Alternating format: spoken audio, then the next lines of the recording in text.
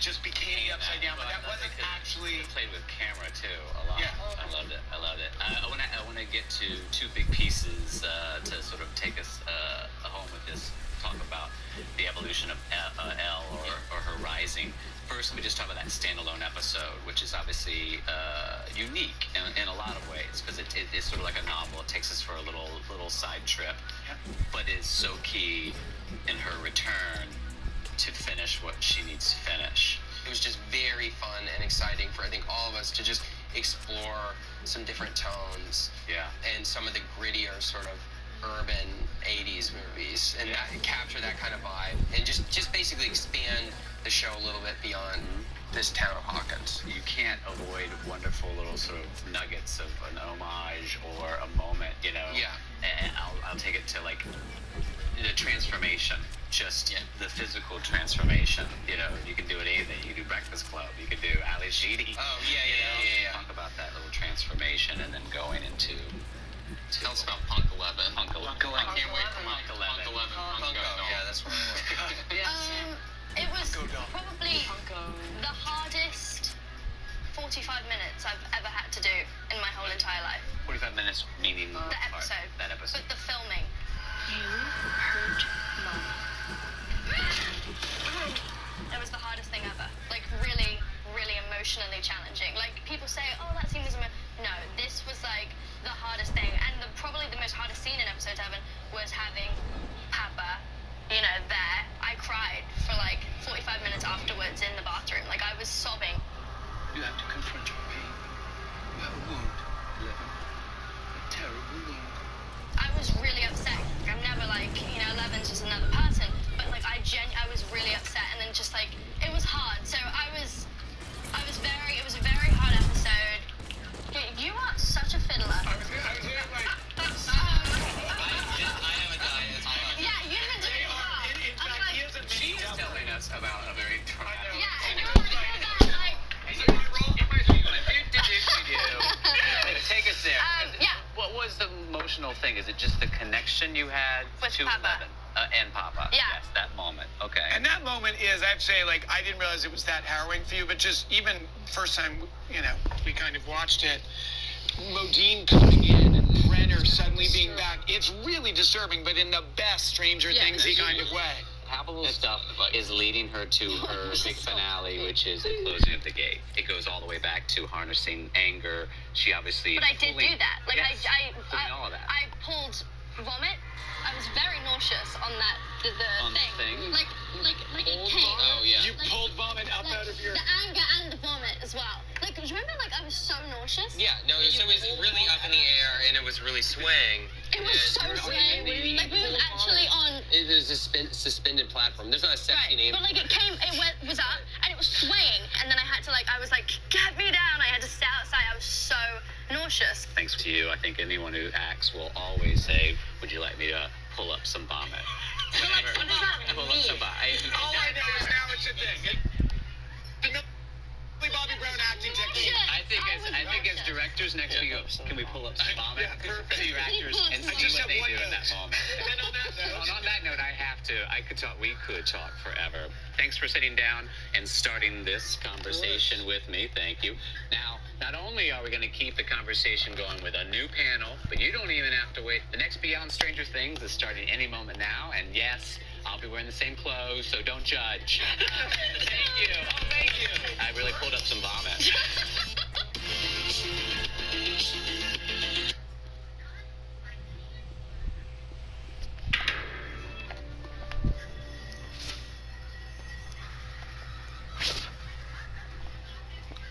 So this California girl, Max, moves into Hawkins and not only becomes the center of a love triangle between Lucas and Dustin, but she joins an epic fight against the supernatural and her stepbrother.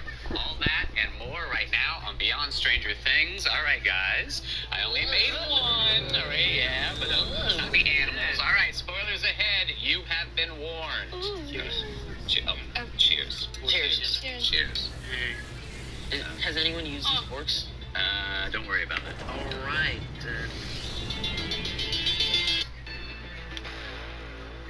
All right, joining me at the table to continue our ongoing discussion of Stranger Things 2. Sadie Sink is with us. Lucas, Caleb McLaughlin is here, and Gaten Matarazzo, who plays our wonderful Dustin. We also have executive producer and director of many episodes, Sean Levy, and of course the show's creators, the Duffer Brothers, Matt Ross. Thank you again for all being here as we continue this discussion. One thing I like about this, we can all we all made it. Good, very good. What I do like here is I definitely get to this, what we have over here, which is an interesting love triangle that develops over season 2. First, I just want to sort of talk overall. I'm curious about in the sequel of something that's set in the 80s technology, because I feel like as a storytelling device, it's interesting to write in this time of where information is a little bit more difficult to get from person to person. Get the information. Oh, it's so much better as a writer. So much easier. Well, really, the existence of a cell phone. Well, you don't have to do that cliche, the horror movie thing where like I can't get the signal. You're always right. That helps. But the beauty of the walkie-talkies is, we just break the rules all the time. But they can either not work, I can't hear anyone, or they work perfectly. They made them to. So it's beautiful. What's he saying? I don't know. He's way out of range. Is there even a way to tell this type of story in a 2017 environment with smartphones? Other than If the internet and cell phones existed in this story, we'd have to completely reconceive it, because the availability of contact and information would kind of kill all the mystery and all the struggle. And I don't know what it's like to be a kid now, but I remember when, I know that parents now can, track their children, where they are at all times, where I remember when we went out with our friends, it was just, freedom. Yes. And my mom doesn't know where I am, and we were walking train tracks and just getting in all sorts of trouble. Yeah. I have no idea what you're doing, and it felt like you were on this adventure. But that's why the people are the Wheelers are out of it. But I'm like, that's kind of what it was like. They're just they're off doing something. Yeah. One of the big part of technology in the 80s, obviously, you guys spend a lot of time at the arcade, which is upright video games, and Dragon's Lair and Dig Dug play a very pivotal role. Was that decision made early, thematically, any of that? We knew we wanted an arcade. Yeah. And then it became a question about what? You always deny this. Me and Finn this was your idea? No, it wasn't my idea. I'm just saying, Finn had said that we were talking about that would be so cool if it opened up in an arcade, and we told you guys, and you still deny it to this day. You stole it. Still deny it. Wait.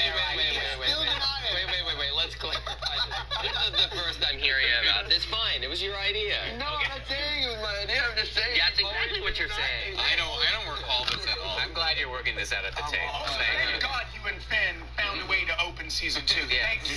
We just said that would be so cool. And it is cool, isn't it? What a good idea. Well, it was really fun. First of all, our production designer, they took over. It was the most disgusting building. Maybe The existing space, is what you're saying? Yeah, it was nasty, and then they turned it into this beautiful arcade, and most of the games worked, which was great. Yeah. And they were, it was free. They were free. Yeah, Pac-Man.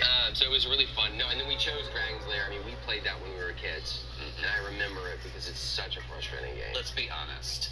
Dragon's Lair sucks quarters out of your pocket. Oh, yeah. Very bad. I guess it's impossible. No. Yeah. Well, that's why we had you rail against it. No, I hate this overpriced bullshit, son of a piece of shit.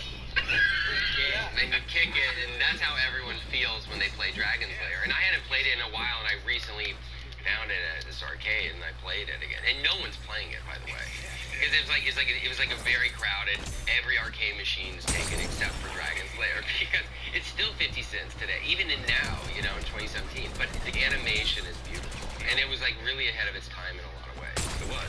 Dig Dug, as far as thematic. Dig Dug is not a game that we played growing up, but yet one of our writers, Paul Victor, he came up with this idea that thematically it tied into the season with the tunnels underground and the monsters underground, and there's a lot of digging going on, a lot of tunnels, a lot of monsters. Dig Dug gets Are you really just figuring this out? Yeah. We're doing this show. That's why we're doing it. We're on the same page. So sort of like how season 1 we used the opening Dungeons and Dragons game to set up the season. We did that, and then also we wanted to use Dragons Lair to set up a little bit of the love story or the love triangle to come. Oh, really? Well, because they were You're talking fighting about over who's going to get Princess Daphne. Princess Daphne. Yeah. So we sort of wanted to use See both that? games. Okay, so this, And you got Princess Daphne in the opening scene. Yeah. No, but we were trying to telegraph. Oh sort yeah, of remember what it filming was. it, and I was Yeah. like, Yeah. Oh yeah, you got I got the whole thing. Princess Dab, it's a little risque though, isn't it? Yes. Well, We were talking about that. You really, We were But filming, it stands to yeah. reason because this is obviously it foreshadows the introduction of his exactly. character Mad Max up on that screen. Princess Dazzle. You know, I want to ask real quick, Halloween, who you dressed as? Remind me. Oh, in the show? Yeah. Michael Myers. Yeah, you should have seen the look on your faces. Okay. Did you know who that was when they No. gave it? Okay. I was curious. She's like, Michael. We told her. No, we I told don't you to like watch scary Halloween. movies. Did you? No, I didn't. Did you I ever don't watch? do- No. I don't like horror. Halloween is fantastic. You really should. But give it Sadie looked really scary in that mask. I scared myself when I was watching it. Like, I knew that I was coming, but There's I a shot. There's a Whoa, shot that's not in it because we wanted to use the jump scare because we were just waiting for her, where she's just standing there behind the bushes in the dark. Oh, It's yeah. legitimately Yeah. terrifying. Halloween obviously plays a big role, and I want to talk specifically about Ghostbusters for just a moment. And obviously a scene that was very fun to watch as far as showing up to school and no one else is in costumes. I have two-tier question here. One, is that real? Did anyone experience that? No, I would never wear a costume to No. school. It's a conspiracy, I'm telling you. Be cool. The feeling of being out of step with people Yes. and what they're doing. That I felt often. I think high school in general, if you feel like Just that. Or, every day of high school. Yeah. That idea, and it does feel like that. Like, is it a conspiracy, or it felt like to me, like, is everyone in on something that I'm not in on? That's sort of what it feels like, Mhm. or at least to me. That was a fun scene to film, just us walking in through the hallway. And I love how they use in the first trailer where they have you staring off. It looks like you're looking at a monster in the sky, and it's just people not wearing costumes. Guys! Why is no one else wearing costumes? Love that. See, Just everyone's like, small what are they moment. looking Let's at? go. What is she looking at? Yeah, I know. Everyone's like, where's Will? Where's Will? He's not there. It's like, he's just behind me. You know, the two Venkmans. What? Why are you Venkman? Because I'm Venkman. No, I'm Venkman. Why can't there just be two Venkmans? Because there's only one Venkman in real life. We planned this months ago. Was that a interior debate? That was, I think it was, we decided early on that we wanted all the kids to be in Ghostbusters because it came out that summer. It's such a seminal movie for us. Yes. Yeah, and we believe that it's made for the kids on the show, that they would love that movie for certain. Mhm. So we decided early on, and they're the right number. And so we started going, who's going to be who? And then it immediately led to the... And it was like, yeah, no one's gonna want to Who's be, gonna no be one's Venkman? gonna, and no one's gonna want to be Winston. Yeah. Was kind of the thing. You're Winston. I specifically didn't agree to Winston. Yes, you did. I mean, it's like, I love the idea of that because it's funny though, because like kids would be like, no one wants to be Winston. Like he was late in the group, and he's like, how about you, Winston? And not a scientist. I think you bring up very good points. Yeah. I think It's true. Science is a huge thing for Yeah. this group. it is. You know? That's what I think. They're all, all They yes. want to figure things out. They do. but Winston does convince the mayor. I mean, Winston's the one who's like, He does. I've seen That's shit right. that you wouldn't believe. And he is my favorite scene in Ghostbusters, which is the scene where him and Ray are talking about Judgment Day in the car, which is why we give Lucas the line about Judgment Day in episode 8. This is like my favorite scene in Ghostbusters. It's incredible. The thing about Ghostbusters, and it's also a scary movie, and it's serious at times. It's not straight comedy. Yeah. I mean, it's very funny, but also sometimes it plays serious. And that scene in the car sort of sets up the stakes in that movie in a real way, and it's like my favorite scene in the whole movie, and that's Winston's scene. So maybe he's just not getting enough credit. But he's Yeah. not. But let's be honest, he's not Venkman. No, it's not I mean, no one's fighting worried. anything. We got property. What's happening with the apple? Why do you have an apple? Why is there an apple in your hand right now? It's not even a little bit related to the theme of this set.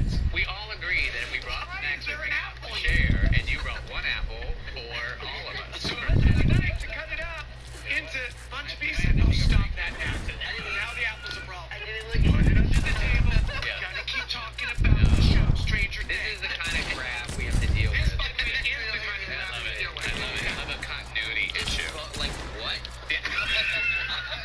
That, by the way, this gonna is edit. maybe the best, like, peek behind the curtain. Like, just random weird kid shit. Like, I bet working with them in general was always an adventure. yeah, but it's like, I mean, we've always said it is an adventure always, but that's the kind of weird kid specificity that made all these kids have these Notes. parts. Yeah, notes that you would never give anybody else. Like Like, what? well, well, like season one, it was like stop slapping each other.